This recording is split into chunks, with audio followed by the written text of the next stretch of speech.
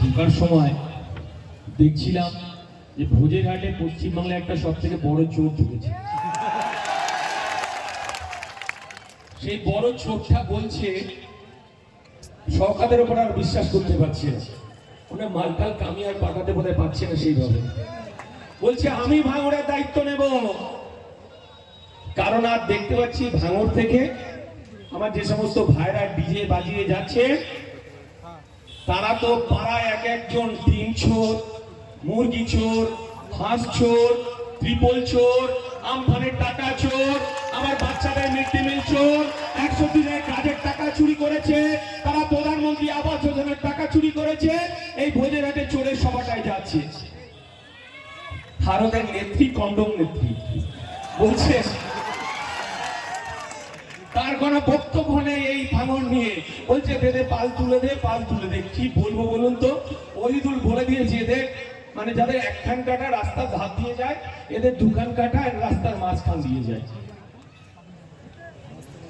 আর আপনার ভাঙনের বিধায়ক আমার দলের চেয়ারম্যান, আজকে তার দুটো সভা ছিল, এই পোলের হাটের সভা, এবং আমরা সে খবর পেল যে আমার আজকে হারোয়াতে যে সভাটা আছে, এই শওকত বাহিনী, শাহজাহান বাহিনী সেখানে আমাদেরকে স্টেজটা করতে দিল না।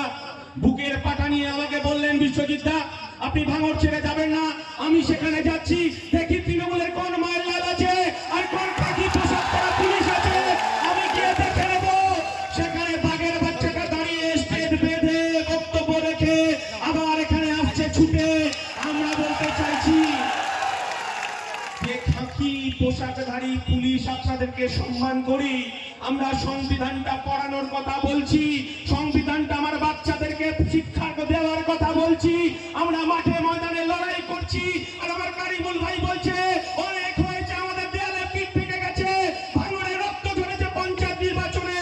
আর ইন্ডিয়ান সেকুলার ফ্রন্ট বলছে এই খাকি পোশাক আর সাদা পোশাক যদি এই ভাঙড়ের বুকে, হ্যাঁ ইন্ডিয়ান সেকুলার ফ্রন্ট বলছে এই ভাঙড়ের পুলিশ যদি 2 ঘন্টা নিরপেক্ষ ভূমিকা থাকে, এই আরাবুল বাহিনী, এই শওকত বাহিনী, এই ভাঙড় থেকে তৃণমূল কংগ্রেস নিশ্চিহ্ন হয়ে যাবে। এই কথাটা বলতে চাইছি, কিন্তু যে কথাটা বলতে চাইছি আমাদের বিরুদ্ধে অনেক ষড়যন্ত্র। কোথায় যাব আমরা, কি করব আমরা? আমাদের কাছে চাল চুরির টাকা নেই, ডাল চুরির টাকা নেই, আমাদের কাছে 100 দিনের জব কার্ড চুরির টাকা নেই, প্রধানমন্ত্রী আবাস যোজনার টাকা চুরি নেই, গরু চুরির টাকা নেই, কয়লা পাচারের টাকা নেই, আমার বৌদিমণি সোনা পাচারের টাকা নেই। আমার মায়েরা, যারা মায়েরা এসেছেন তারা হাঁস বেচে সংসার চালান, মুরগি বেচে সংসার চালান, তারা ডিমটা বেচে সংসার চালান।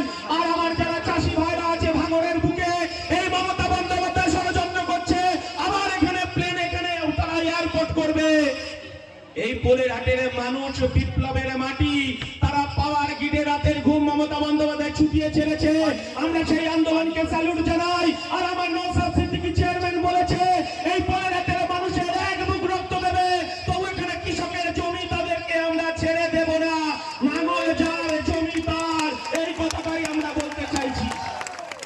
আমরা বলতে চাইছি সামনে লোকসভা নির্বাচন, এই লোকসভা নির্বাচনে একদিকে আমাদের বন্ধু কমরেডরা তারা মিথ্যে ভাবে প্রচার করার চেষ্টা করছে, আর আমার যারা বন্ধু নেতারা আছেন, আমি বলবো যারা কংগ্রেসের বন্ধুরা, তাদের শুভ বুদ্ধির উদয় হচ্ছে এবং তারা বুঝতে পেরেছে আমার ভাই আজকে তো এসেছে কংগ্রেসের থেকে জয়েন করেছে, এর জন্য জোরে হাততালি হবে। আমরা যে সঠিক পথে আছি তার প্রমাণ আপনারা আজকে এই উপস্থিতির মধ্যেই, আপনাদেরকে আমরা বিরিয়ানি দিইনি, 200-500 টাকা দিতে পারিনি, আপনারা এসেছেন নওশাদ সিদ্দিকী জয়গান করতে করতে, আপনারা আইএসএফ এর জয়গান করতে করতে। আমরা জানি আপনাদের ভয় আছে, এই শওকত বাহিনী, এই আরাবুল বাহিনী, এই হাকিমুল বাহিনী আপনার আবার বাড়ি ভাঙতে পারে, আবার বোম মারতে পারে, কিন্তু শুনে রাখুন আপনার বাবা জেলে, শওকত মোল্লা তিহারে যাবে, তার নাম লেখা কমপ্লিট হয়ে গেছে। ভাইপো বিপদ বুঝতে পেরেছে, ভাইপো বলছে ভাঙড়কে ছাড়া যাবে না, কারণ ভাঙড়ের মাটি দুর্জয় ঘাটি, আরাবুল জেনে গেছে, শওকতে জেনে গেছে। আর এই আগুনের মাটিতে, এই আমাদের কৃষকের যে মাটি, এই দুর্জয় ঘাটিতে ভাইপো বাহিনী শুনে রাখুন, আপনি আপনি আবার দায়িত্ব নিচ্ছেন, হাত পোড়াতে যাবেন না, আমরা রক্ত দেব, ভাঙড়ের মাটি 1 ইঞ্চি মাটি আমরা তৃণমূলকে ছাড়বো না, এই শপথ আমরা নিচ্ছি। আমরা বলতে চাইছি, আমরা ব্যারাকপুর লোকসভায় আমরা প্রার্থী দিয়েছি আমাদের বন্ধু জামিল হোসেন অ্যাডভোকেট। আমরা যেখানে দেখলাম ভোটের আগের দিন শয়ে শয়ে মানুষ আমাদেরকে বলছে আমরা বুথের এজেন্ট হবো, বুথের স্লিপ দেব, আর এই তৃণমূল কংগ্রেস, এই আরাবুল বাহিনী, এই শওকত বাহিনী আমাদের যে ইলেকশন এজেন্ট ছিল তার সই নকল করে তৃণমূল নেতাদের হাতে আমাদের পোলিং এজেন্টের ফর্ম বিলি করে দিয়েছে। আমরা ধরে ফেলেছি, আমরা তাড়াতাড়ি আমার দলের চেয়ারম্যান বলেছে আমরা তাড়াতাড়ি আমরা ঘোষণা করে দিয়েছি, ইসিআই দিল্লিকে আমরা খবর পাঠিয়েছি, আমরা রাজ্যপালকে খবর পাঠিয়েছি, আমরা রুখে দিতে পেরেছি তাদের ষড়যন্ত্র। এই রকম ষড়যন্ত্র আবার লাল ঝান্ডা বাহিনী করতে পারে, তৃণমূল বাহিনী করতে পারে, আর সুযোগ বুঝে বিজেপিও সুযোগ নিতে পারে। কারণ আপনারা শুনে রাখুন, যাহাই বিজেপি তাহাই তৃণমূল, যাহাই তৃণমূল তাহাই বিজেপি। ইন্ডিয়ান সেকুলার ফ্রন্ট বলেনি, আমার দলের চেয়ারম্যান বলেনি, ওদের দলের নেতা যিনি সারদা নারদা এমপিএস রোজ আলীর টাকা খেয়ে তিনি এখন পাগলা সেজে বীজপুরের মাটিতে শুয়ে রয়েছে। আমরা বলতে চাইছি প্রতিনিয়ত আমাদের ষড়যন্ত্র। আমরা যদি রাস্তার সামনে দিয়ে দুপা হেঁটে যাই, আমি কারিবুলকে বলবো, আমি আমাদের রাইনুরকে বলবো, ভাঙড়ের নেতাদেরকে বলবো, আপনারা বলবো, আপনারা আজ থেকে রাতের বেলা পাহারা দিন, যে পাহারা আমরা 1992 সালে দিয়েছিলাম। পশ্চিম বাংলার মানুষ 1992 সালে আমার যারা চাচারা এসেছেন, আমার যারা চাচিরা এসেছেন, আমার যারা কাকারা এসেছেন, কাকিরা এসেছেন, 1992 সালে ফিরে যান। সেদিন আমরা উত্তরপ্রদেশে কি দেখলাম?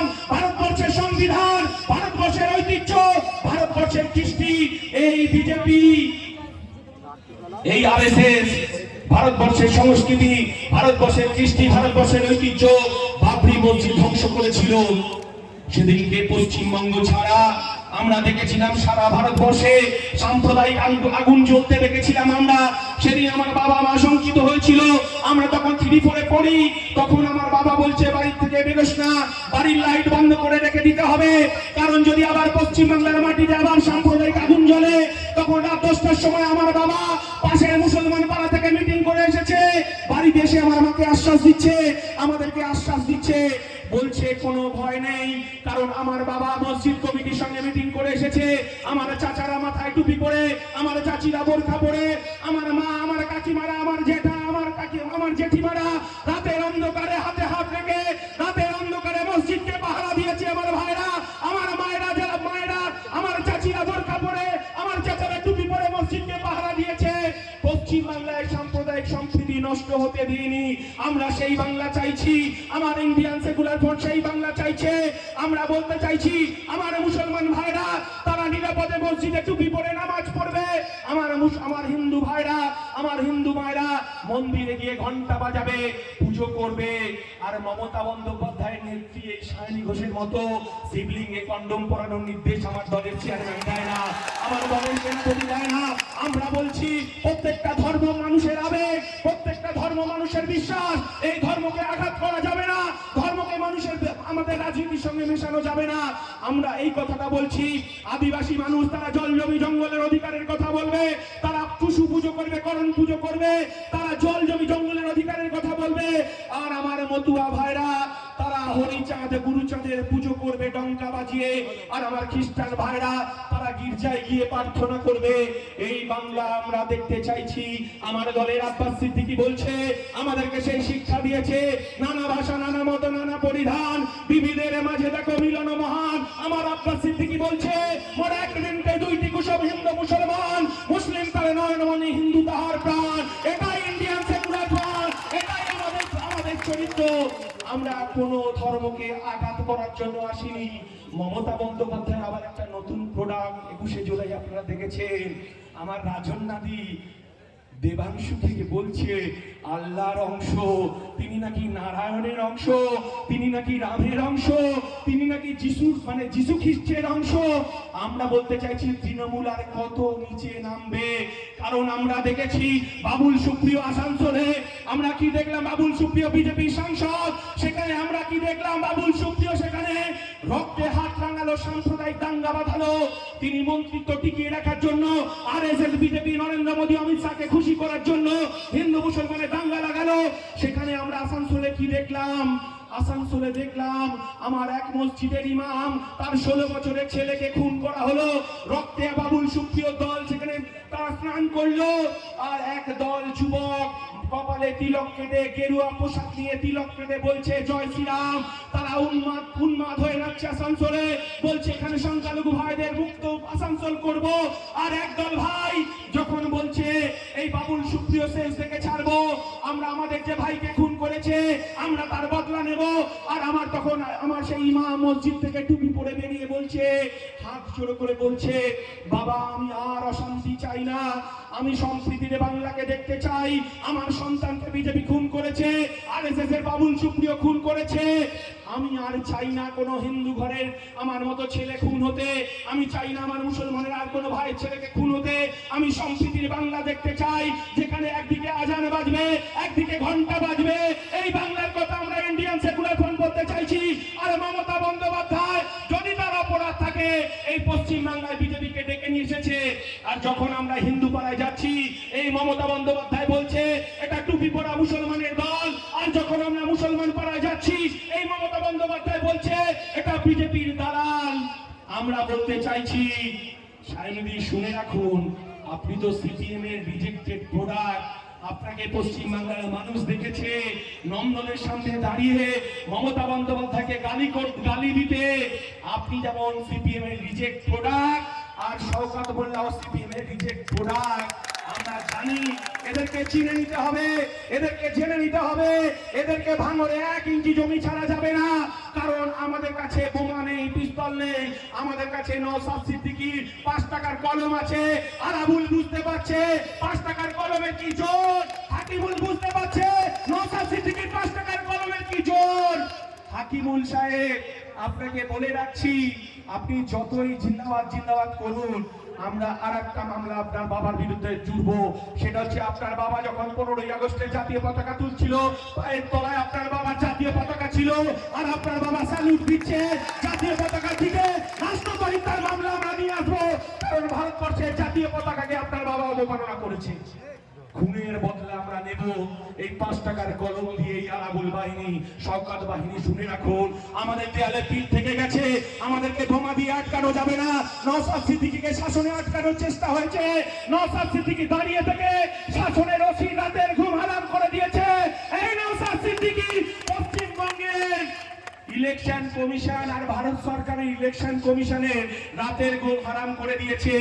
আর এই শওকত বাহিনী আর ভাইপো বাহিনী, আপনারা যদি মনে করেন আবার 1.5 লাখ 2 লাখ ভোটে মিমি চক্রবর্তীর মতো আবার ভোট লুটাবে, তাহলে শুনে রাখুন, আমাদের শেষ রক্ত বিন্দু দিয়েও আমরা বুথকে আনলে রেখে নূরে আলমকে আমরা খাম চিহ্নে ভোট দিয়ে পার্লামেন্টে পাঠাবো। পার্লামেন্টে গরিব ভোটে খাওয়ার জন্য যদি মানুষের অধিকারে প্রতিষ্ঠিত হবে, প্রধানমন্ত্রী আবাস যোজনার গরিব মানুষ ঘর পাবে, 100 দিনের কাজের অধিকারকে ফিরে পাবে, এবং জল জমি জঙ্গলের অধিকারকে ফিরে পাবে। তাই বলছি, ভাঙর পথ দেখাচ্ছে একমাত্র বিধায়ক এই পশ্চিম বাংলার 294 জন বিধায়ক, 293 জন বিধায়কে এই একজন বিধায়ক রাতের ঘুমকে হারাম করে দিয়েছে। আমি বলবো রাইনুরকে এই জেলা পরিষদে রাতের ঘুম হারাম করতে হবে, তার জন্য প্রস্তুতি আমাদেরকে নিতে হবে। ভেবেছেন লুট করবেন, লুট করে ভাঙরের মানুষকে জব্দ করবেন, ভাঙরের মানুষকে কষ্ট দেবেন, ভাঙরের মানুষের তাদের শরীরটা ছাড়া তাদের আর কিছু নেই। এই 13 বছর ধরে তৃণমূল লুট করে নিয়েছে। তাই বলছি, এর শেষ দেখে আমরা ছাড়বো এই 5 টাকার কলম দিয়েই।